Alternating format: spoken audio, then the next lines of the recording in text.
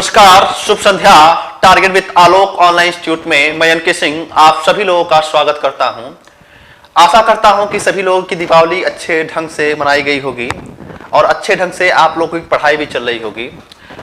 बात हम पिछले लेक्चर में ह्यूमन सर्कुलेटरी सिस्टम पे कर रहे थे, यानी कि मानव परिसंचरण तंत्र पे कर रहे थे, और उसके अंतर्गत जितनी भी मूलभूत अवधारणाएं थी, जितने भी मूलभूत कॉन्सेप्ट्स थे, उनको हमने समझने का प्रयास किया था। इसके अंतर्गत हमने आपको ब्लड क्या होता है उसके इंट्रोडक्शन के बारे में आपको बताया था। देन ब्लड के कितने पार्ट्स होते हैं, यानी कि प्लाज्मा और ब्लड कार्पेसल्स यानी कि रुधिर कणिकाएं जो होती हैं उनके बारे में समझने का प्रयास किया, और उसी के अंतर्गत हमने आरबीसीज, डब्ल्यूबीसी और प्लेटलेट्स के क्या क्या कार्य होते हैं मानव के शरीर में उनको समझने का प्रयास किया था। इसके पश्चात हमने एंटीजन के आधार पे 4 प्रकार के रुधिर वर्गों का बंटवारा किया और उन 4 प्रकार के रुधिर वर्गों को पुनः पॉजिटिव और निगेटिव के आधार पर, यानी कि आरएच कारक के आधार पर उसको हमने 8 भागों में बांट कर पढ़ना शुरू किया था। उसके पश्चात हमने ब्लड ट्रांसफ्यूजन यानी कि रुधिर आधान को देखा, समझा कि किस प्रकार से रुधिर आधान किया जाता है, कौन सा व्यक्ति किसको रुधिर दान कर सकता है अथवा नहीं कर सकता है, और माता पिता में अगर कोई ब्लड ग्रुप है तो उनको आने वाले संतति में कौन से ब्लड ग्रुप संभावित हो सकते हैं, यानी किसकी प्रोबेबिलिटी बनती है अथवा किसकी नहीं बनती है। इन सारी चीजों को हमने, जो उसके एप्लीकेशंस के पार्ट्स थे, उसको भी हमने समझने का प्रयास किया। लेकिन ब्लड सर्कुलेटरी सिस्टम का एक महत्वपूर्ण हिस्सा होता है ह्यूमन हार्ट, यानी कि जिसको हम मानव हृदय के नाम से जानते हैं। तो आज का पूरा टॉपिक जो है वो ह्यूमन हार्ट पे बेस्ड रहेगा, उस पे आधारित रहेगा। तो इसको समझने का प्रयास करते हैं। ह्यूमन हार्ट को जैसा कि फिगर में आप देखकर थोड़ा सा घबरा रहे होंगे, विचलित हो रहे होंगे कि काफी कॉम्प्लेक्स, काफी जटिल संरचना इसकी दिखाई देती है, और ह्यूमन हार्ट को समझना थोड़ा सा डिफिकल्ट हो जाता है अगर इस एनाटॉमी या इस फिगर के माध्यम से हम समझने का प्रयास करें तो। लेकिन इसको मैं बेहद सरल तरीके से, बहुत ही आसान तरीके से आपको समझाने का प्रयास करूंगा। और याद रखिएगा, आज के टॉपिक से कितने प्रश्न बन सकते हैं आपके एग्जाम में या बने हुए हैं, इसके बारे में मैं आपको नहीं बता सकता हूं, क्योंकि यहां से लगभग 500 प्रकार के, 1 घंटे में आपके लगभग 500 प्रकार के क्वेश्चन तैयार होने वाले हैं। तो पूरी तरीके से आप कंसंट्रेट होके बने रहिएगा और मेरी बातों को समझने का प्रयास करिएगा। ह्यूमन हार्ट को हम बाद में समझेंगे, पहले आपको 2 शब्द से परिचित होना पड़ेगा। एक शब्द होता है धमनी और दूसरा होता है शब्द सिरा, यानी कि एक होता है आर्टरीज और दूसरा होता है सिरा। ध्यान से समझने का प्रयास करते हैं। तो ह्यूमन हार्ट की शुरुआत करने से पहले हमने आपको बताया कि 2 चीजों से आपका परिचय होना बहुत जरूरी है। पहला है आपका धमनी, जिसको हम आर्टरीज कहते हैं, और दूसरा जो संरचना होती है उसको हम सिरा कहते हैं, उसको हम वेन्स के नाम से जानते हैं। धमनी क्या होता है? धमनी के बारे में अगर हम बात करें तो धमनी के विषय में एक चीज हमेशा याद रखिएगा कि धमनी में हमेशा और हमेशा शुद्ध रुधिर का परिवहन होता है, हमेशा और हमेशा प्योर ब्लड का ट्रांसफ्यूजन होता है। यानी कि अगर हम बात करें कि धमनियां किस प्रकार के ब्लड को लेके जाती हैं, किस प्रकार के ब्लड का ट्रांसपोर्टेशन करती हैं, तो आप कहेंगे कि धमनी हमेशा शुद्ध रुधिर यानी कि प्योर ब्लड का जो है परिवहन करती हैं। अब शुद्ध रुधिर क्या होता है या प्योर ब्लड क्या होता है? प्योर ब्लड से हमारा आशय ऐसे रुधिर से है, ऐसे ब्लड से है जिसमें ऑक्सीजन पाया जाता हो, यानी कि जिस भी ब्लड में ऑक्सीजन उपस्थित रहेगा ऐसे ब्लड को हम शुद्ध रुधिर कहेंगे, ऐसे ब्लड को हम प्योर ब्लड कहेंगे। और ऐसा ब्लड जिसमें ऑक्सीजन नहीं पाया जाता हो, उस ऐसे ब्लड को हम अशुद्ध रुधिर कहते हैं या इम्प्योर ब्लड कहते हैं। और अशुद्ध रुधिर का परिवहन जो होता है, अशुद्ध रुधिर का मतलब क्या? जिसमें ऑक्सीजन नहीं पाया जाता है, ऐसे रुधिर का परिवहन हमेशा वेन्स के द्वारा, सिराओं के द्वारा किया जाता है।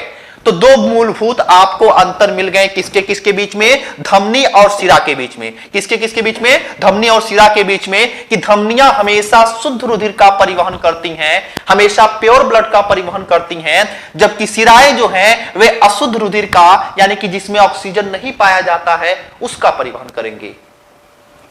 अब यहां से दो चीजें और मैं आपको बताना चाहता हूं कि धमनी जो होता है, जिसको मैं ये कह रहा हूं कि ये शुद्ध रुधिर का परिवहन करती हैं, लेकिन इसका एक अपवाद होता है, इसका एक जो है एक्सेप्शन होता है, और ठीक उसी प्रकार से सिराओं का भी एक अपवाद होता है, इसका भी एक एक्सेप्शन होता है। क्या एक्सेप्शन होता है, ध्यान समझने का प्रयास करिएगा।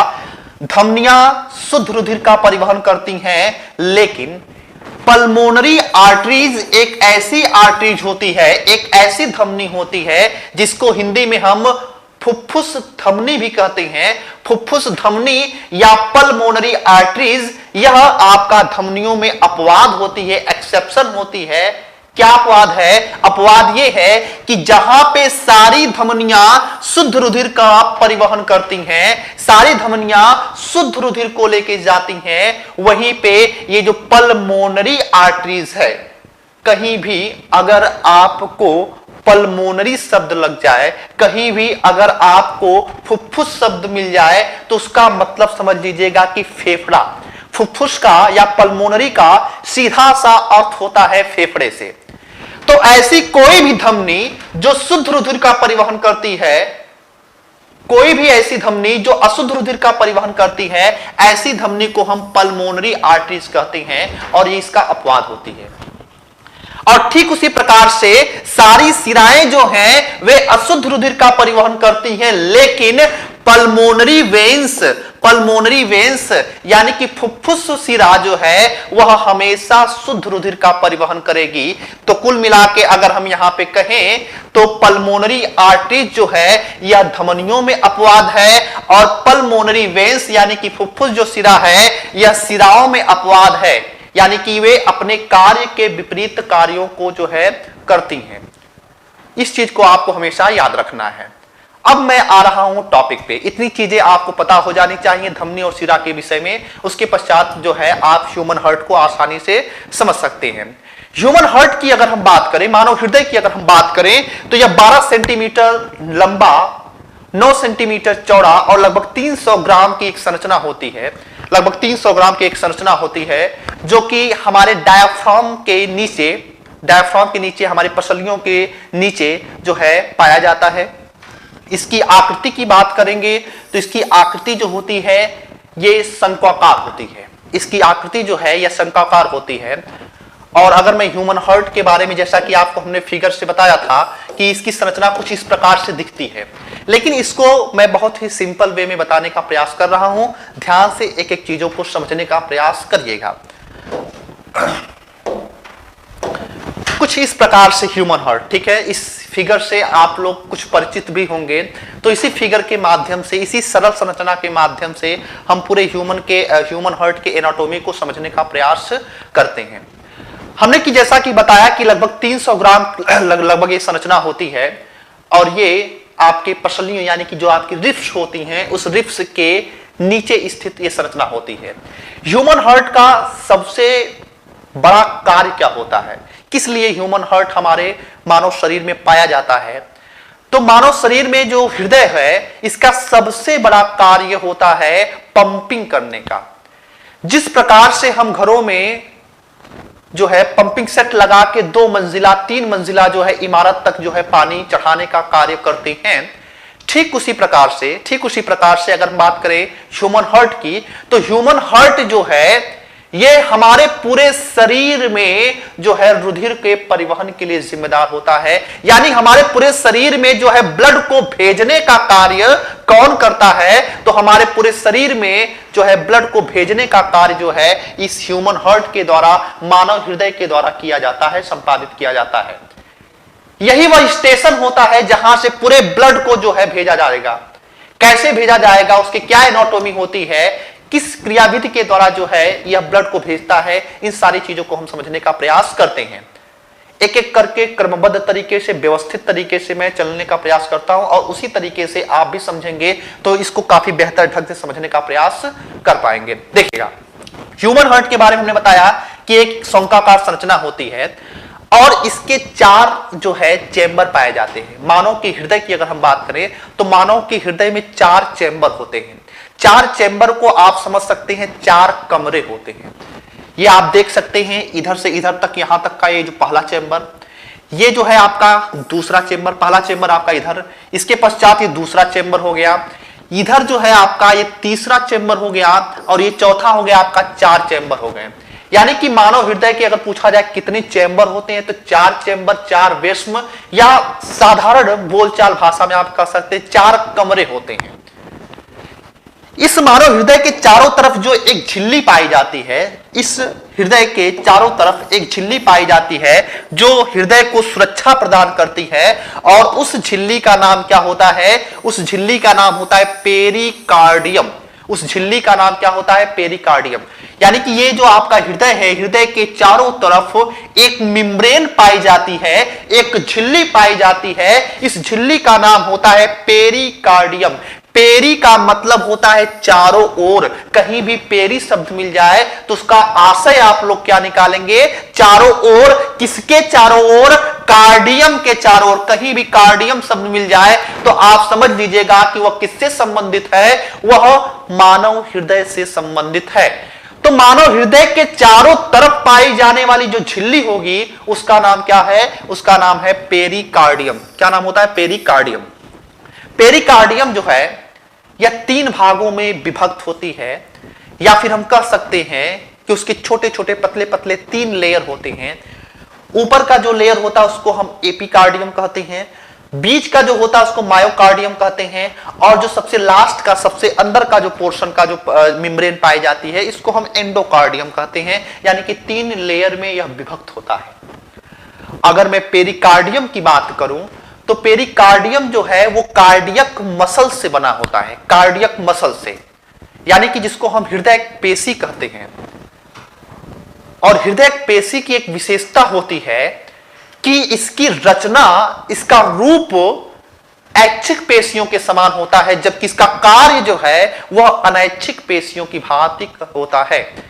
पेशियां की बात अगर हम आगे बात करेंगे कि जो मांसपेशियां होती हैं वो ऐच्छिक, अनैच्छिक या हृदय पेशी होती है, तो हृदय पेशी या कार्डियक पेशी जो है कहां पे पाई जाती है? इसी एपिकार्डियम में। तो हमने ये कहा कि इसकी रचना जो है, इसका रूप जो है यह ऐच्छिक पेशियों की भांति होती है, यानी कि ये वॉलंटरी की भांति काम करेंगी, लेकिन इनके कार्य की अगर बात किया जाए तो कार्य ये अनैच्छिक पेशियों की भांति करते हैं। यानी कि यही कारण होता है कि हमारा जो हृदय है, हमारा ह्यूमन हार्ट जो है वह पूरे जीवन पर्यंत काम करता रहता है, वह अनवरत कार्य करता रहता है। आगे क्वेश्चन बना भी हुआ है कि मानव हृदय आराम कब करता है? तो जो धड़कन होती है, 2 धड़कनों के बीच का जो समय होता है वहां पे आराम करती। कैसे करेगी? अभी कुछ चीजों को हम भी समझने का प्रयास करेंगे। तो अभी हमने केवल आपको इतना बताया कि मानव हृदय के पास 4 चेंबर होते हैं। इसके चारों तरफ जो झिल्ली पाई जाती है, इस झिल्ली को बोलते हैं पेरिकार्डियम। पेरिकार्डियम के 3 लेयर होते हैं, एपिकार्डियम, मियोकार्डियम और आपका एंडोकार्डियम। और हमने आपको बताया कि हृदय पेशी की विशेषता होती है कि यह ऐच्छिक पेशियों की भांति दिखती है, लेकिन अनैच्छिक पेशियों की भांति यह कार्य करती है। इन दोनों चेंबरों के बीच में ध्यान समझने का प्रयास करेंगे। ये ऊपर वाला चेंबर पहले नंबर का चेंबर, ये दूसरे नंबर का चेंबर हो गया, ये तीसरे नंबर का, ये क्या हो गया आपका? चौथे नंबर का चेंबर। तो इस पहले कमरे और दूसरे कमरे के बीच में 3 दरवाजे लगे होते हैं। 3 दरवाजे लगे होते हैं या 3 वाल्व पाए जाते हैं, 3 वाल्व। और इन वाल्व को क्या बोलते हैं? इन वाल्व को कहा जाता है ट्राइकस्पिड वाल्व। इनको कहा जाता है ट्राइकस्पिड वाल्व। फिर से मैं रिपीट कर रहा हूं, ध्यान समझने का प्रयास करेंगे। इस पहले और दूसरे चेंबर, अभी मैं नाम नहीं बता रहा हूं, अभी केवल इतना समझिएगा, इस पहले और दूसरे चेंबर के बीच में 3 वाल्व पाए जाते हैं, 3 ढक्कन पाए जाते हैं, और इन वाल्व को क्या कहा जाता है? ट्राइकस्पिड वाल्व कहा जाता है, या हिंदी में इसको बोलते हैं हम त्रिवलनी कपाट। क्या बोलते हैं इसको? त्रिवलनी कपाट। ठीक है। तो अगर मैं बात करूं कि इस वाल्व को क्या बोलते हैं, तो इस वाल्व को कहा जाता है आपका ट्राइकस्पिड वाल्व। ट्राइकस्पिड वाल्व कहा जाता है। इस ट्राइकस्पिड वाल्व की क्या विशेषता होती है? कहीं भी अगर मैं वाल्व शब्द बोलूं तो वाल्व की एक विशेषता यह होती है कि ये किसी भी तरल पदार्थ को, किसी भी द्रव पदार्थ को जो है वह एक दिशीय बनाता है। यानी कि अगर हम कहें कि ये वाल्व है, तो वाल्व से द्रव जो है ये नीचे आ सकता है, लेकिन ऊपर यह नहीं जा सकता है। तो ये जितने भी वाल्व पाए जाएंगे मानव हृदय में, इनमें द्रव क्या है, वह एक दिशी प्रवाह में भरने के लिए क्या है, जिम्मेदार होता है। तो अगर हम कहें कि ये इस वाल्व का सबसे बड़ा कार्य क्या होता है, तो इस वाल्व का भी सबसे बड़ा कार्य यह है कि ब्लड इधर से इधर तो आएगा, इधर से इधर तो आएगा, लेकिन ब्लड को इधर से वापस इस पहले चेंबर में नहीं जाने देगा। पहले चेंबर से ब्लड दूसरे चेंबर में आ सकता है, यह संरचना इस प्रकार से होती है, लेकिन दूसरे चेंबर से पहले चेंबर में नहीं जा सकता। इसके लिए जिम्मेदार क्या होता है, ये वाल्व जो है ये पहले चेंबर में जाने से क्या करता है, इनको रोकता है। तो आपने कहा कि पहले और दूसरे चेंबर के बीच में जो वाल्व पाया जाता है उसको हम ट्राइकस्पिड वाल्व कहते हैं। और ठीक उसी प्रकार से इस तीसरे और चौथे चेंबर के बीच में, तीसरे और चौथे चेंबर के बीच में देख सकते हैं आप कि दो वाल्व पाए जा रहे हैं। ये पहला वाल्व, ये दूसरा वाल्व, ये दो वाल्व पाए जा रहे हैं। इसी वजह से इसका हम नाम क्या रखते हैं, इसका नाम रखते हैं बाइकस्पिड वाल्व। इसे हम क्या बोलते हैं हिंदी में, द्विवल्नी कपाट। इसको बोलते हैं हम द्विवल्नी कपाट। प्रयास में ये पूरा कर रहा हूं कि हिंदी और इंग्लिश को साथ साथ में मैं बताते चलूं। जितने भी इंग्लिश नाम हमने लिखे हैं, इंग्लिश में नाम लिखे हैं, उनके मैं हिंदी में नाम भी बताते चल रहा हूं, ध्यान समझते चलिएगा। तो हमने कहा ये ट्राइकस्पिड वाल्व, इधर क्या हो जाएगा, बाइकस्पिड वाल्व। कई बार एक क्वेश्चन पूछा गया है कि किसके किसके बीच में त्रिवल्नी कपाट पाया जाता है या ट्राइकस्पिड वाल्व पाया जाता है, और किसके किसके बीच में बाइकस्पिड वाल्व पाया जाता है। तो ध्यान समझते हैं। ये जो पहला और तीसरे नंबर का जो चेंबर है, या फिर हम कहें हृदय के जो ऊपर के दो कमरे हैं, ऊपर के दो चेंबर हैं, इन चेंबर्स को कहा जाता है आलिंद। इसको कहा जाता है आलिंद। क्या बोलते हैं इसको कहा जाता है आलिंद। आलिंद को कहा जाता है इंग्लिश में एट्रियम। क्या बोलती है, एट्रियम। राइट एट्रियम है या इधर, क्योंकि ये राइट का हिस्सा है, तो हम कहेंगे ये कौन सा है, ये राइट एट्रियम है। और इधर का अगर कोई भाग होगा तो हम क्या उसे बोलेंगे, लेफ्ट। तो ये लेफ्ट का एट्रियम हो जाएगा। ऊपर के कमरों को हम क्या बोलते हैं, एट्रियम कहते हैं। तो ये इधर का हो जाएगा लेफ्ट एट्रियम, और इधर का क्या हो जाएगा, इधर वाला जो हिस्सा हो जाएगा लेफ्ट एट्रियम हो जाएगा।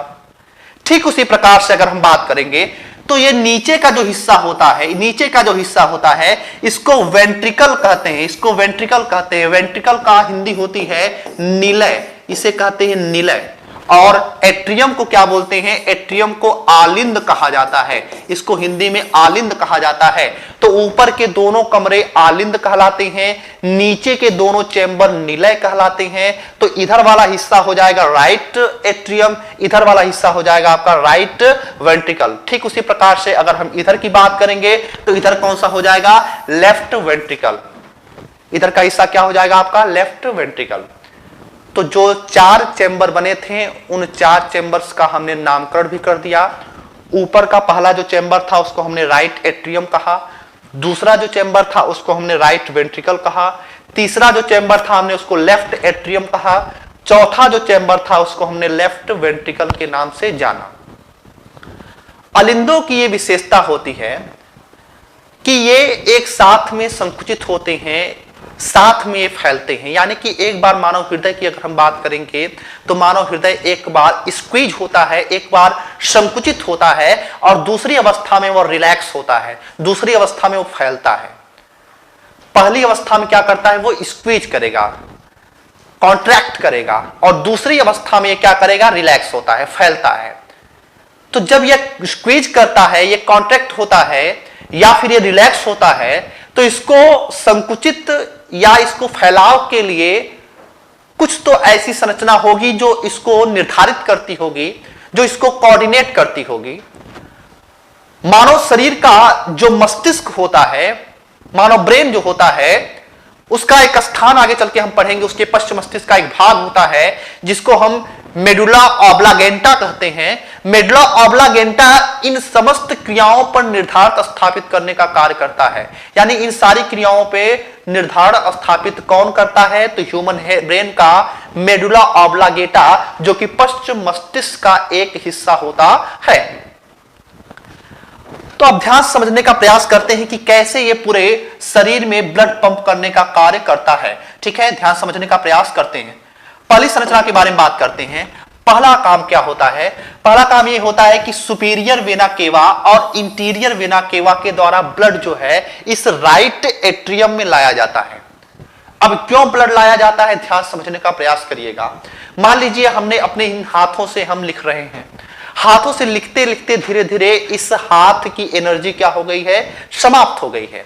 एनर्जी समाप्त क्यों हो गई है? एनर्जी समाप्त इस वजह से हो गई है क्योंकि यहां पे ग्लूकोज का एटीपी में कन्वर्टर नहीं हो पाया।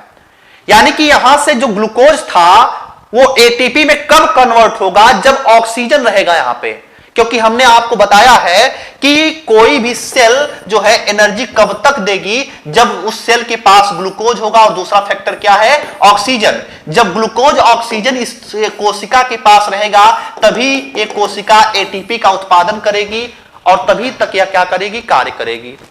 तो अगर ऑक्सीजन नहीं उपस्थित रहेगा तो वह कोशिका धीरे धीरे कार्य करना बंद कर देगी। तो अब कुल मिला के अगर हमको अपने इस हाथों से लिखना है तो यहां पे ऑक्सीजन चाहिए। अगर ऑक्सीजन नहीं रहेगा तो ये कोशिका कार्य नहीं करेगी। तो ऑक्सीजन कौन लेके आएगा? पिछले चैप्टर, पिछले टॉपिक में आपने पढ़ा है कि ऑक्सीजन को लेकर आने का कार्य हीमोग्लोबिन कर रहा है। हीमोग्लोबिन ही वह फैक्टर है जो ऑक्सीजन से मिलकर ऑक्सी हीमोग्लोबिन नामक अस्थायी पदार्थ में कन्वर्ट होता है और वही हीमोग्लोबिन लेके आएगा इस कोशिका तक। तो कैसे यह प्रोसेस संपन्न होता है समझने का प्रयास करते हैं। पहली चीज तो यह कि यहां से ब्लड, ऐसा ब्लड जो जिसमें ऑक्सीजन नहीं है, वो आएगा मानव हृदय के पास। ऐसा ब्लड जिसमें ऑक्सीजन नहीं है, तो ऑक्सीजन नहीं है तो कैसा ब्लड रहेगा? अशुद्ध ब्लड। पिछले हमने देखा कि जिसमें ऑक्सीजन नहीं रहेगा वो क्या रहेगा? वह अशुद्ध ब्लड रहेगा, वह इंप्योर ब्लड रहेगा। और उस इंप्योर ब्लड को कौन लेके आएगा? तो सिराएं। क्योंकि अभी तक हमने आपको यह बताया है कि सिराएं जब भी किसी ब्लड का परिवहन करेंगी वह कौन सा ब्लड रहेगा? वह हमेशा अशुद्ध ब्लड रहेगा। लेकिन उसका एक अपवाद होता है, अभी उस पर हम चर्चा करेंगे। तो सिराओं के माध्यम से जो कोशिकाएं जिस ब्लड का उपयोग कर चुकी हैं, जिसमें ऑक्सीजन नहीं है, वह ब्लड प्रवेश कर जाएगा किसके माध्यम से? सुपीरियर वेना केवा, जिसको हम अग्र महाशिरा कहेंगे, और दूसरा जो नली होती है उसको हम बोलते हैं इंटीरियर वेना केवा, जिसको हम पश्च महाशिरा कहते हैं। तो अग्र महाशिरा और पश्च महाशिरा के द्वारा जो अशुद्ध ब्लड है वह प्रवेश कर जाएगा। कहां पे प्रवेश कर रहा है ये? तो ये राइट एट्रियम में प्रवेश करता है। अब यहां पे सवाल आपसे पूछा गया है कि सबसे पहले किस चैम्बर में, किस भाग में, मानव हृदय के किस भाग में अशुद्ध रुधिर जो है वह प्रवेश करता है या रुधिर प्रवेश करता है? तो राइट एट्रियम में प्रवेश करता है। और राइट एट्रियम में जो प्रवेश करता है वो कौन सा रुधिर है? तो वह अशुद्ध रुधिर है। कौन इसको लेके आता है? तो सुपीरियर वेना केवा और इंटीरियर वेना केवा लेके आएगा। ब्लड हमारा अशुद्ध आ गया पहले नंबर के चैम्बर में, जिसको हमने क्या कहा था? Right atrium. यहां पे ध्यान देने वाली बात यह है कि सुपीरियर वेना केवा 2 पाई जाती हैं और इंटीरियर वेना केवा जो है उसकी संख्या क्या होती है? 1 होती है। इनके माध्यम से शरीर के जिन हिस्सों में उपयोग हो चुका ब्लड है, यानी कि जिसमें ऑक्सीजन नहीं पाया जाता है, वो ब्लड प्रवेश कर जाता है राइट एट्रियम में। अब राइट एट्रियम में प्रवेश करने के पश्चात ये हिस्सा जो है, ये अलिंद का हिस्सा जो है ये स्क्वीज करता है। ये राइट एट्रियम जो है स्क्वीज करता है, यानी कि ये संकुचित होता है। और जब कोई भी हिस्सा संकुचित होगा तो वहां का जो द्रव है वो क्या हो जाएगा? बाहर निकलेगा। जैसे कि हमने आपको ये बताया है या आपने दैनिक जीवन में ये अनुभव भी किए होंगे, अगर एक बोतल में, आधे बोतल में पानी भरा है, तो अगर उस बोतल को आप प्रेस करते हैं तो पानी क्या होगा? बाहर निकलेगा। ठीक उसी प्रकार से जब ये हिस्सा स्क्वीज करेगा, इसका आयतन कम होगा, यहां का दाब बढ़ने लगेगा, तो अब ब्लड क्या चाहेगा? ब्लड चाहेगा बाहर निकलना। बाहर कहां निकलेगा? इधर निकल नहीं सकता। क्यों नहीं निकल सकता? इधर है क्या? पेरिकार्डियम निकलने नहीं देगा वो झिल्ली, क्योंकि वो सुरक्षा प्रदान कर रहा है। ब्लड इधर नहीं निकल सकता। क्यों? क्योंकि बीच में भी एक दीवार है। इन चारों कमरों के बीच में, चारों चैम्बर्स के बीच में एक बीच में पार्टीशन है, एक दीवार है, और उस दीवार का नाम कहा जाता है इसको सेप्टम। इसको कहा जाता है सेप्टम। सेप्टम क्या करता है? इन चारों चैम्बर्स के बीच में एक अवरोधक की भांति खड़ा होता है। तो ब्लड इधर नहीं जा सकता, ब्लड इधर भी नहीं जा सकता, इधर भी ब्लड नहीं जा सकता। क्यों? क्योंकि यहां पे पेरिकार्डियम है। तो ब्लड किधर जाएगा?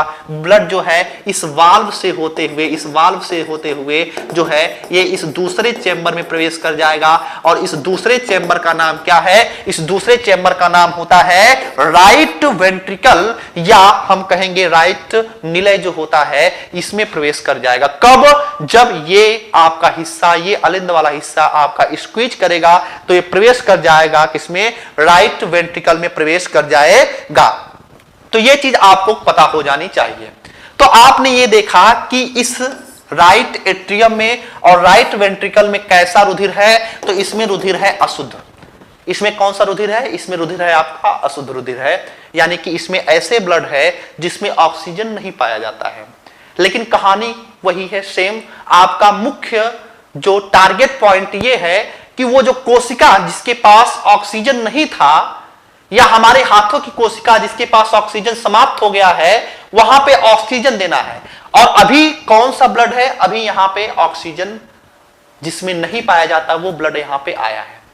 पुनः कहानी होती है वही। ये अब आपका हिस्सा वेंट्रिकल जो है स्क्वीज करेगा, ये संकुचित होगा। और संकुचित जब होगा तो ध्यान समझने का प्रयास करिएगा। ब्लड इधर नहीं आ सकता। क्यों नहीं आ सकता? क्योंकि इधर पेरिकार्डियम है। ब्लड इधर नहीं आ सकता। क्यों? क्योंकि सेप्टम है। सेप्टम के बारे में हमने आपको बताया कि ब्लड को ये अवरोधक की भांति खड़ा रहता है। ब्लड आपका इधर भी ऊपर भी नहीं जा सकता। क्यों ऊपर नहीं जा सकता? क्योंकि वाल्व का सबसे बड़ा कार्य क्या होता है? ये रुधिर को एक दिशीय बनाता है, यानी कि ब्लड आसानी से आ तो जाएगा इस चैम्बर में, इस दूसरे चैम्बर में, इस राइट वेंट्रिकल में, लेकिन यह ब्लड को ऊपर नहीं जाने देगा। यह ब्लड को ऊपर जाने नहीं देगा। तो फिर उस कंडीशन में होता क्या है? उस कंडीशन में यह है कि ब्लड इधर नहीं जा सकता, इधर नहीं जा सकता, ऊपर नहीं जा सकता। तो यहां पे एक जो है नलिका पाई जाती है। इस नलिका के माध्यम से ये अशुद्ध रुधिर है, अशुद्ध रुधिर पहुंचा दिया जाता है। किसके पास पहुंचा दिया जाता है? हमारे शरीर में एक जोड़ी लंग्स पाया जाता है, एक जोड़ी फेफड़ा पाया जाता है। उस फेफड़े के पास ये अशुद्ध रुधिर पहुंचा दिया जाएगा। अब फेफड़े का सबसे बड़ा कार्य क्या होता है? लंग्स का सबसे बड़ा कार्य क्या होता है?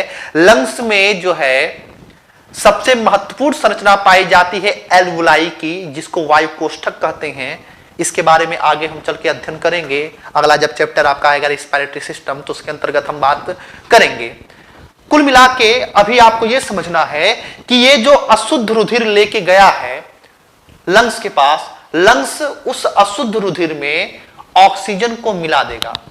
और जैसे ही ऑक्सीजन उस रुधिर में मिलेगा जिसमें ऑक्सीजन नहीं है, वह इंप्योर ब्लड कैसे परिवर्तित हो जाएगा? किसमें परिवर्तित हो जाएगा? तो वह प्योर ब्लड में परिवर्तित हो जाएगा। यहां पे ध्यान देने वाली बात यह है कि ये जो नलिका मैं कह रहा हूं कि ये नलिका अशुद्ध रुधिर को लंग्स के पास लेके जाती है, इस नलिका का नाम होता है पल्मोनरी आर्टरी, फुफ्फुस महाधमनी। और फुफ्फुस शब्द कहीं भी लग जाए, पल्मोनरी शब्द कहीं भी लग जाए तो वो अपवाद हो जाएगा। यानी कि धमनियों को हमेशा शुद्ध रुधिर लेके जाना चाहिए था, लेकिन ये पल्मोनरी आर्टरीज एक ऐसी धमनी है जो अशुद्ध रुधिर को लेके जा रही है। तो यहां पे आप देख सकते हैं कि ये संरचना कहां पे पाई जा रही है? तो ये राइट वेंट्रिकल में पाई जा रही है। राइट वेंट्रिकल से ये अशुद्ध रुधिर को लंग्स के पास लेकर जाने का कार्य करती है। तो यहां से ये चीज तो आपको क्लियर हो जानी चाहिए कि राइट वेंट्रिकल से ये आपका पल्मोनरी आर्टरी जो है अशुद्ध रुधिर को कहां पे लेके जाती है? इस लंग्स के पास, इस फेफड़े के पास लेके जाएगी। तो आपका अशुद्ध रुधिर आ गया किसमें? लंग्स के पास। जैसा कि हमने आपको बताया, लंग्स उसमें क्या करेगा? उसमें ऑक्सीजन मिला देगा, इसमें ऑक्सीजन मिला देगा, किसमें? जो आपका अशुद्ध रुधिर है। अब जब अशुद्ध रुधिर में ऑक्सीजन मिल गया तो अब जो ब्लड निकलेगा वो कैसा ब्लड रहेगा? वह एक प्रकार का शुद्ध ब्लड रहेगा, एक प्रकार का शुद्ध ब्लड, यानी कि जिसमें ऑक्सीजन पाया जाएगा। एक ऐसा ब्लड जो है लंग्स से बाहर निकलेगा। तो उसके पश्चात क्या होगा? कहानी आपकी वही है कि उस कोशिका तक जरूरत है, उस कोशिका तक ऑक्सीजन वाला ये ब्लड जाएगा। तो ब्लड को कौन लेके जाएगा? जब ब्लड पंप होगा तभी जाएगा। तो यानी कि इस ब्लड को दोबारा इस ह्यूमन हार्ट में लेके आना पड़ेगा, क्योंकि पंपिंग स्टेशन का कार्य कौन करता है? तो पंपिंग स्टेशन का सबसे बड़ा कार्य मानव हृदय करता है। तो ये ब्लड जो है दोबारा जो है एक नलिका के माध्यम से हमारे हृदय में प्रवेश करता है, दोबारा। ठीक है, मैं शब्द यहां पे बोल रहा हूं, दोबारा प्रवेश करता है। यही कारण होता है कि मनुष्य का जो परिसंचरण तंत्र होता है वो कहा जाता है कि बंद दोहरे प्रकार का परिसंचरण तंत्र पाया जाता है। क्यों दोहरे प्रकार का परिसंचरण तंत्र पाया जाता है? वो इस वजह से क्योंकि मानव हृदय में जो रुधिर आता है वह कितनी बार आएगा? तो वह 2 बार आता है। इसी वजह से कहा जाता है कि मानव हृदय में जो रक्त परिसंचरण तंत्र पाया जाता है वह दोहरे प्रकार का पाया जाता है। और क्लोज्ड इस वजह से है, बंद इस प्रकार से है क्योंकि वह धमनियों और शिराओं में जो है प्रवाहमान रहता है, एक बंद नलिका में प्रवाहमान रहता है। इसी वजह से बंद और दोहरे प्रकार का होता है। यह चीज आपको स्पष्ट हो जानी चाहिए, क्योंकि 2 बार ब्लड आप देख सकते हैं ह्यूमन हार्ट में आ रहा है। तो आपका यह शुद्ध रुधिर जो है यह प्रवेश कर जाता है एक नलिका के माध्यम से तीसरे चैम्बर में, और इस तीसरे चैम्बर का नाम क्या है? Left atrium. क्या नाम है इसका? Left atrium. और वो नलिका जो इस शुद्ध रुधिर को इस लेफ्ट एट्रियम तक ला रही है, इस नलिका का नाम होता है पल्मोनरी वेन्स। वेन्स अगर होती तो वह अशुद्ध रुधिर को लेके जाती, क्योंकि शिराएं जो है हमेशा अशुद्ध रुधिर को लेके जाती हैं। लेकिन चूंकि पल्मोनरी शब्द लग गया है, चूंकि फुफ्फुस शब्द लग गया है, तो यह अपवाद हो जा रहा है। आप देख सकते हैं कि यह शुद्ध रुधिर को फेफड़ों से इस लेफ्ट एट्रियम तक लाने का कार्य कौन कर रही है? पल्मोनरी आर्टरीज, तो सॉरी पल्मोनरी वेन्स। तो ये वेन्स में अपवाद गिनी जाती है, इसको काउंट किया जाता है अपवाद में, एक्सेप्शन में। ये बहुत महत्वपूर्ण ये 2 बिंदु हैं, पल्मोनरी आर्टरीज और पल्मोनरी वेन्स। कुल मिलाके ये शुद्ध ब्लड जो है ये कहां पे अब प्रवेश आ गया है? ये लेफ्ट एट्रियम में आ गया है। लेफ्ट एट्रियम जब स्क्वीज करेगा ठीक उसी प्रकार से, तो ब्लड आपका इधर नहीं जा सकता, ब्लड आपका इस सेप्टम को तोड़ के इधर नहीं जा सकता। उसके पश्चात वाल्व है। वाल्व की क्या विशेषता होती है? ये कौन सा वाल्व है? तो ये बाइकस्पिड वाल्व है। बाइकस्पिड वाल्व कहां से कहां किसके किसके बीच में पाया जा रहा है? तो लेफ्ट एट्रियम और लेफ्ट वेंट्रिकल के बीच में ये बाइकस्पिड वाल्व पाया जा रहा है। और इसकी क्या विशेषता होती है कि यह ब्लड को एक दिशी बनाएगा, यानी कि ब्लड जो है ये आपका लेफ्ट एट्रियम से प्रवेश कर जाएगा किसमें? लेफ्ट वेंट्रिकल में, लेकिन ऊपर नहीं जा सकता, क्योंकि यही इस वाल्व की क्या होती है? विशेषता होती है। तो जब ये स्क्वीज किया तो ब्लड प्रवेश कर गया किसमें? चौथे चेंबर में। और चौथे चेंबर का नाम क्या है? चौथे चेंबर का नाम है लेफ्ट वेंट्रिकल। इस चौथे चेंबर का नाम क्या है? इस चौथे चेंबर का नाम है लेफ्ट वेंट्रिकल में प्रवेश कर गया। जब लेफ्ट वेंट्रिकल में प्रवेश कर गया तो पुनः आपकी वही कहानी होगी, ये स्क्वीज करेगा हिस्सा। अब जब ये स्क्वीज करेगा हिस्सा, ध्यान से मेरी बात समझिएगा, जब ये हिस्सा कॉन्ट्रैक्ट करेगा तो उस स्थिति में ये ब्लड आपका इधर नहीं जा सकता, ब्लड सेप्टम को तोड़कर बाहर नहीं आ सकता, ब्लड ऊपर नहीं जा सकता। तो कोई तो एक ऐसी नलिका होगी जिसके माध्यम से ब्लड बाहर जाएगा। तो ये आपका एक नलिका के माध्यम से ये ब्लड बाहर निकलता है। और इसमें इतना फोर्स होता है, इस नलिका में इतना फोर्स होता है कि पूरे शरीर में जहां भी जिस भी कोशिका को ऑक्सीजन की जरूरत होती है उस कोशिका तक ऑक्सीजन इस नलिका के माध्यम से आगे प्रवेश करा दिया जाएगा। क्योंकि ये जो धमनी है, इस धमनी का नाम होता है महाधमनी। इस धमनी का नाम होता है महाधमनी, या इसे कहा जाता है एओर्टा। इसे कहा जाता है एओर्टा। ये महा इस वजह से है, धमनी के आगे महा इस वजह से लगा है क्योंकि मानव के शरीर की सबसे बड़ी धमनी का नाम होता है महाधमनी या एओर्टा। और इसकी स्थिति लोकेशन कहां पे है? तो उसकी स्थिति लोकेशन कहां पे है? इस लेफ्ट वेंट्रिकल है। इस लेफ्ट वेंट्रिकल से ब्लड जो है ये एओर्टा के माध्यम से, ये महाधमनी के माध्यम से बाहर निकलेगा और जिस भी सेल को, जिस भी कोशिका को जरूरत होगी वहां पे पहुंचाने का कार्य करेगा। यह महाधमनी आगे चलकर धमनी में, और धमनी आगे चल के छोटी छोटी और नलिका में, धमनिकाओं में, यानी कि ये एओर्टा आगे चलकर जो है आर्टरी में, और आर्टरी आगे चल के आर्टियोल्स में, यानी कि धमनिकाओं में बटकर, छोटी छोटी सिराओं में बटकर जो है जिस भी सेल को, जिस भी कोशिका को आवश्यकता होगी उस कोशिका तक उस शुद्ध रुधिर को पहुंचा देंगे। तो ये पूरा प्रोसेस रहा आपका ह्यूमन हार्ट का। आशा करता हूं कि बेहद सरल तरीके से हमने आपको समझाने का प्रयास किया है और ये चीज आपको समझ में आ गई भी होगी कि किस तरीके से ह्यूमन हार्ट कार्य करता है, कैसे फंक्शन करता है। एक बार फिर से मैं तेजी से बताने का प्रयास कर रहा हूं, ध्यान समझिएगा। हमने कहा superior vena cava, inferior vena cava से अशुद्ध रुधिर प्रवेश कर दिया किसमें? राइट एट्रियम में। राइट एट्रियम से आ गया कहां पे? राइट वेंट्रिकल में।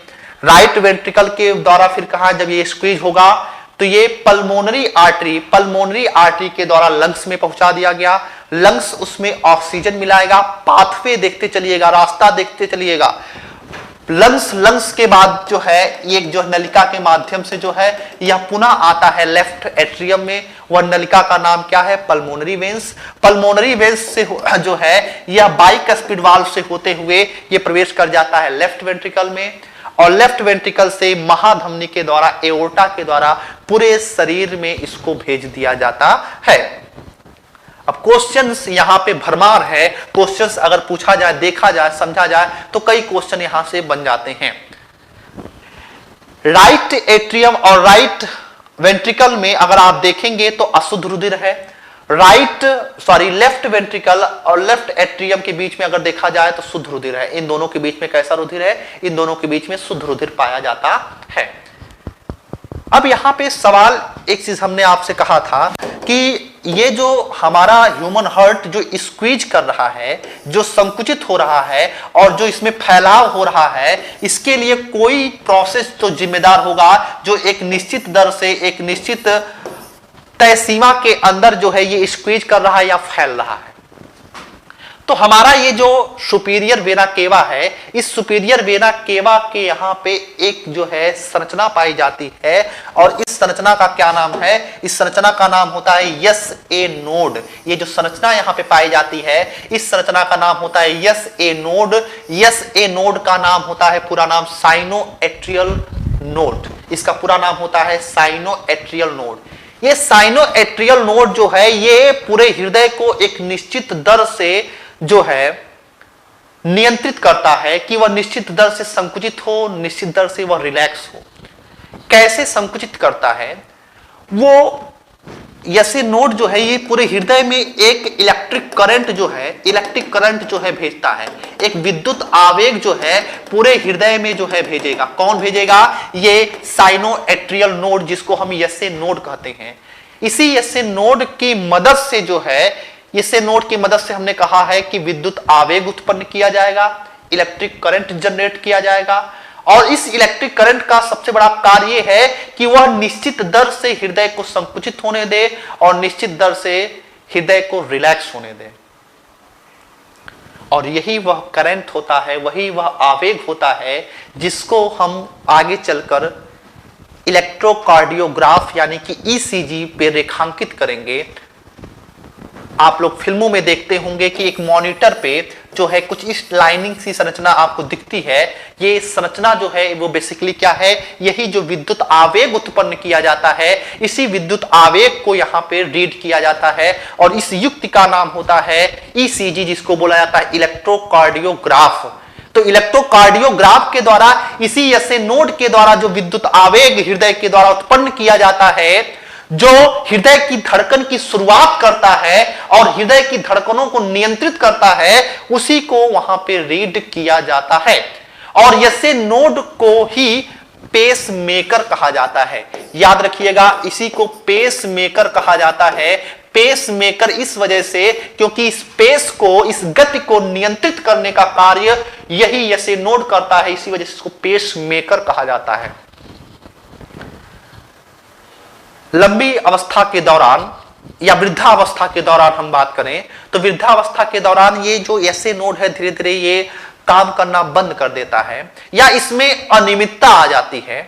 तो जब अनियमितता आती है या जब ये काम करना बंद कर देता है और कोई व्यक्ति डॉक्टर के पास जाता है तो ये कृत्रिम पेसमेकर, एक बैटरी युक्त पेसमेकर जो है शरीर के किसी हिस्से में लगा दिया जाता है। यहां पे मैं ध्यान देने वाली बात यह है कि याद रखिएगा, ह्यूमन हार्ट में पेसमेकर कोड नहीं लगाया जाता। स्टमक के कहीं पे नीचे या डायफ्राम के कहीं पे नीचे हिस्से में जो है एक बैटरी युक्त पेसमेकर लगा दिया जाता है और वो भी ठीक उसी प्रकार से कार्य करता है जिस प्रकार से ये पेसमेकर या ये जो एसए नोड या साइनोएट्रियल वाल्व कार्य करता है, ठीक उसी प्रकार से वो हमारा कृत्रिम पेसमेकर या वो बैटरी युक्त पेसमेकर कार्य करता है। तो इतनी बातों को आपको जो है याद रखना है।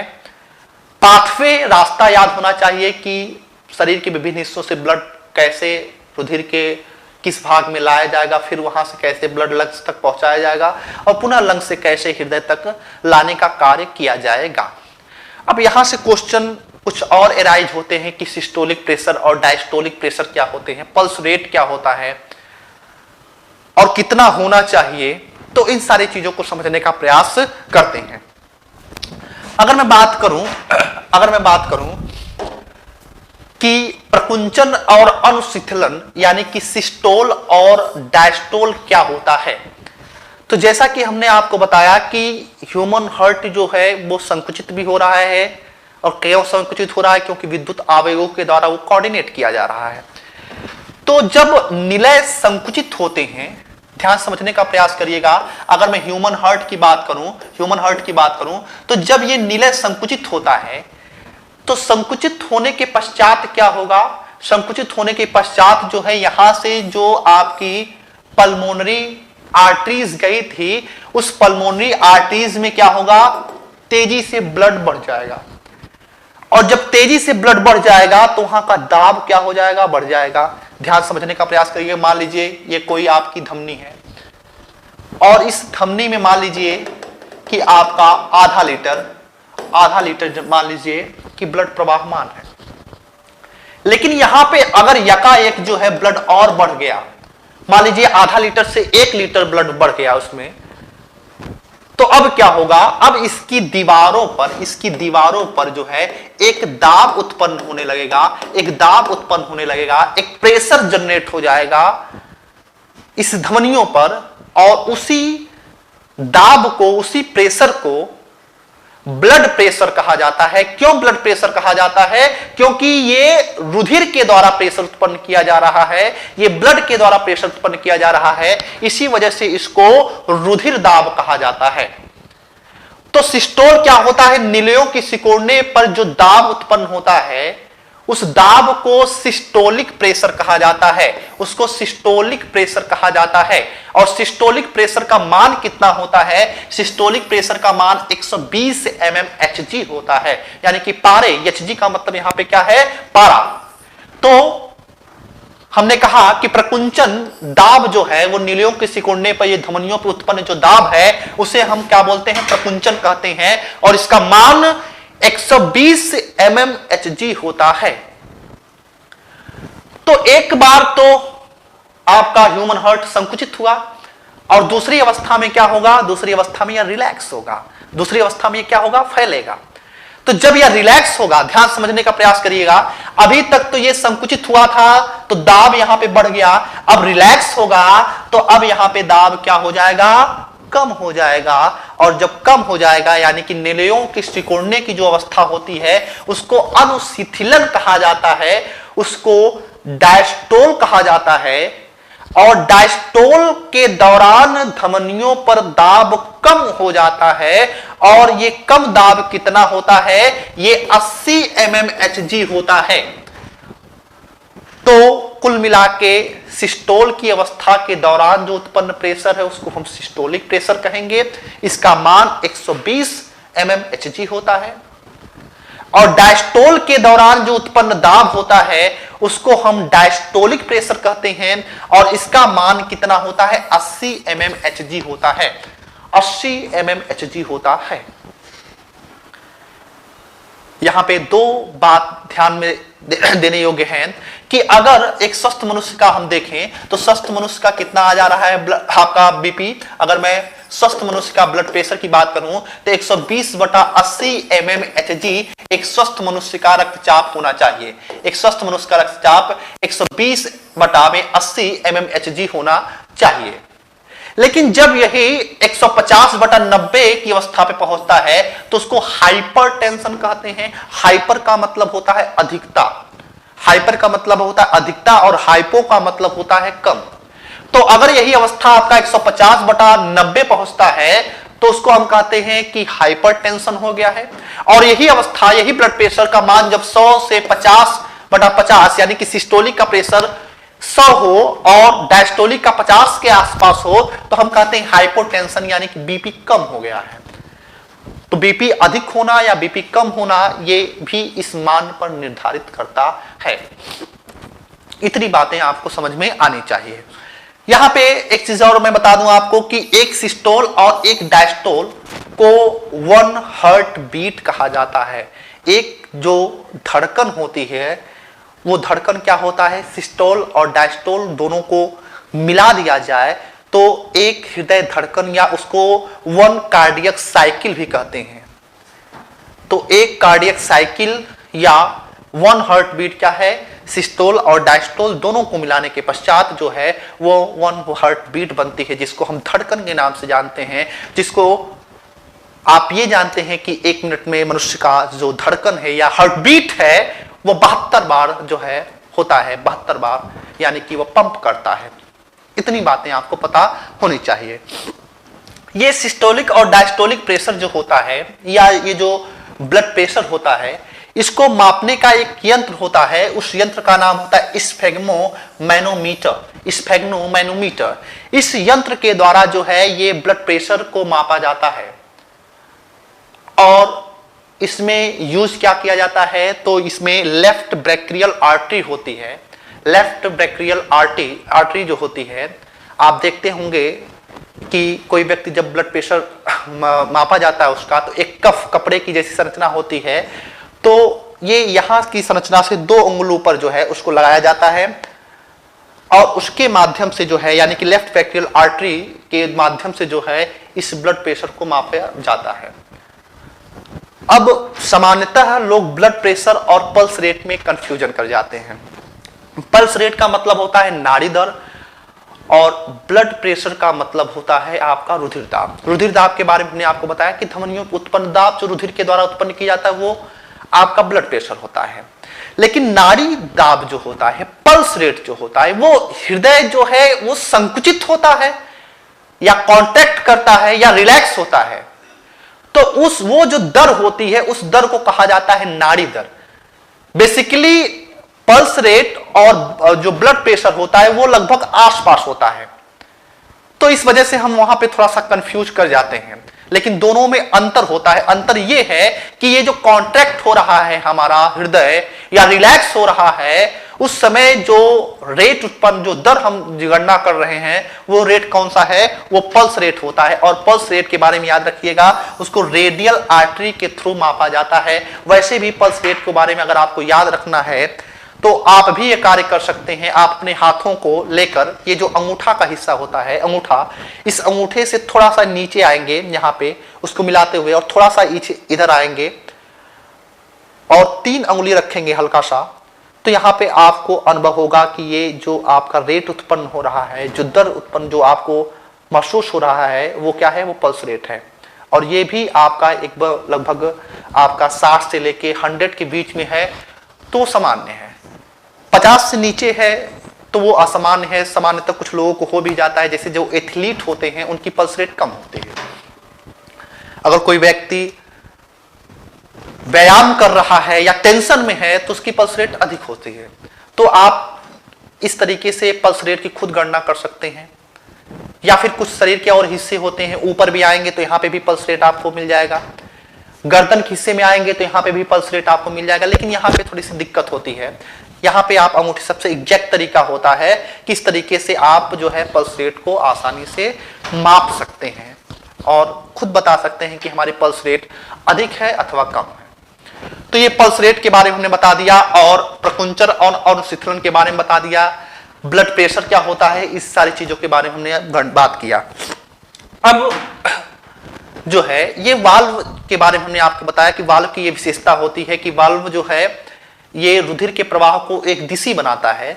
तो जब ये वाल्व खुलते हैं और बंद होते हैं तो खुलने और बंद होने पे यानी कि ओपन और क्लोज होने पर इस वाल्व के द्वारा कुछ ध्वनियां उत्पन्न की जाती हैं और इन ध्वनियों को हम स्टेथोस्कोप की सहायता से सुन भी सकते हैं। ये जो ध्वनियां उत्पन्न होती हैं इन वाल्व के खुलने अथवा बंद होने पर, इन ध्वनियों को हम एक यंत्र के द्वारा जिसका नाम स्टेथोस्कोप होता है उस यंत्र के द्वारा उसको सुन सकते हैं।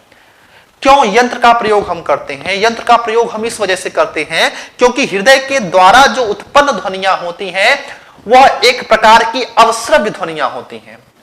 अवश्रव्य ध्वनियों का मतलब यह है कि उनकी आवृत्ति 20 हर्ट्ज से नीचे की होती है। 20 हर्ट्ज के नीचे की होने के कारण जो है ऐसी ध्वनियों को हम नहीं सुन सकते। ऐसी ध्वनियों को अगर हमको सुनना है तो हमको किसी न किसी यंत्र की सहायता लेनी पड़ेगी, उसी यंत्र के माध्यम से हम ऐसी ध्वनियों को हम सुन सकते हैं। तो स्टेथोस्कोप को हम उठाते हैं और इस ध्वनियों को सुनने का प्रयास करते हैं। बेसिकली 4 प्रकार की ध्वनियां वहां से उत्पन्न होती हैं, ध्यान समझने का प्रयास करते हैं। 4 प्रकार की ध्वनियां वाल्वों की कार्यविधि के कारण उत्पन्न आवाजों के बारे में बात करेंगे। तो S1, S2, S3, S4 4 प्रकार की ध्वनियां उत्पन्न होती हैं। S1 जो ध्वनि होती है ये लंबी होती है, तेज होती है। अगर आप फिल्मों में देखते होंगे तो ऑपरेशन थिएटर में आवाज आती है धक धक की, तो जो धक पहला होता है वो ज्यादा तेज होता है, उसके बाद धीमी आवाज होती है तो धक धक, ठीक है। तो वो जो आवाज उत्पन्न हो रही है वो वाल्वों के खुलने और बंद होने पे उत्पन्न हो रही है। तो ये जो S1 जो ध्वनि होती है वो लंबी होती है और ऐसी ही ध्वनि को हम लब कहते हैं। और जो S2 ध्वनि होती है वो छोटी होती है, धीमी होती है, जो दूसरी बार छोटी अंतराल पे होती है, थक के बाद जो छोटी जो आवृत्ति में सुनाई पड़ती है वो उसे S2 या उसे हम डब के नाम से जानते हैं।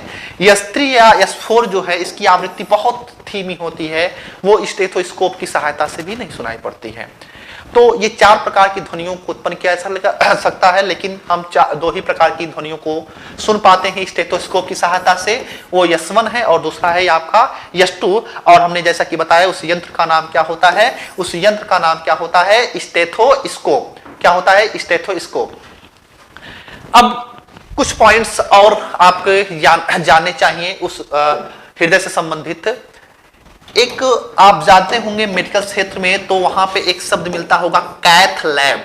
याद रखिएगा कैथ लैब का संबंध जो होता है हृदय की क्रियाविधि से होता है। कहीं भी कैथ लैब मिले आपको तो उसका संबंध समझ लीजिएगा कि वो हृदय की क्रियाविधि से संबंधित है। कार्डियक का भी संबंध किससे है? वो हृदय से संबंधित है।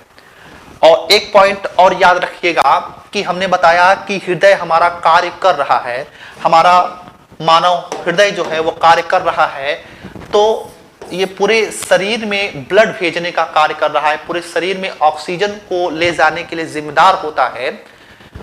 तो अगर यह कार्य कर रहा है तो इसको भी तो एनर्जी चाहिए, इसको भी तो पोषण चाहिए, इसको भी तो ऑक्सीजन चाहिए। अगर इसके पास ऑक्सीजन नहीं रहेगा तो फिर ये क्या करेगा? ये काम करना बंद कर देगा। और जब ये काम करना बंद कर देगा तो उसी अवस्था को हार्ट अटैक कहते हैं या हृदयाघात कहते हैं। तो हृदयाघात क्यों होता है समझने का प्रयास करते हैं। हमारे हृदय को पोषण प्रदान करने वाली जो धमनी होती है, जो धमनी होती है, उस धमनी का नाम होता है कोरोनरी धमनी। उस धमनी का नाम होता है कोरोनरी धमनी। कोरोनरी धमनी के माध्यम से इस हृदय को ऑक्सीजन और पोषण प्रदान किया जाता है। लेकिन जब किसी कारणवश जब इस कोरोनरी धमनी में ब्लॉकेज आ जाते हैं या यहाँ का प्रेशर अत्यधिक हो जाता बढ़ जाता है या पोटेशियम की अनियमितता हो जाती है, सोडियम की अनियमितता हो जाती है, क्योंकि पोटेशियम के बारे में याद रखिएगा, वेरी इंपॉर्टेंट, कि पोटेशियम जो है वह हृदय धड़कनों को या विद्युत आवेग जो उत्पन्न हो रहा है उसको लिए बहुत महत्वपूर्ण तत्व होता है पोटेशियम। पोटेशियम हृदय धड़कन को नियंत्रित करने का कार्य करता है। तो जब इनमें अनियमितता आ जाती है तो कोरोनरी धमनी में कोई भी न कोई प्रॉब्लम उत्पन्न हो जाती है या ब्लॉकेज उत्पन्न हो जाता है। तो जब ऑक्सीजन मिलना बंद हो जाए हृदय को तो उसी अवस्था को कहा जाता है हार्ट अटैक या हृदयाघात। तो ये सारी चीजों को पॉइंट को आप याद रखेंगे। आशा करता हूं कि ये सारी चीजें आपको समझ में आई होंगी। कमेंट्स करके आप जरूर बताने का प्रयास करिएगा कि ये ह्यूमन हार्ट्स में अगर कोई भी प्रॉब्लम होगी तो उसका दूसरे दिन जो है कमेंट जो है सॉल्यूशन बताने का प्रयास किया जाएगा। Thank you.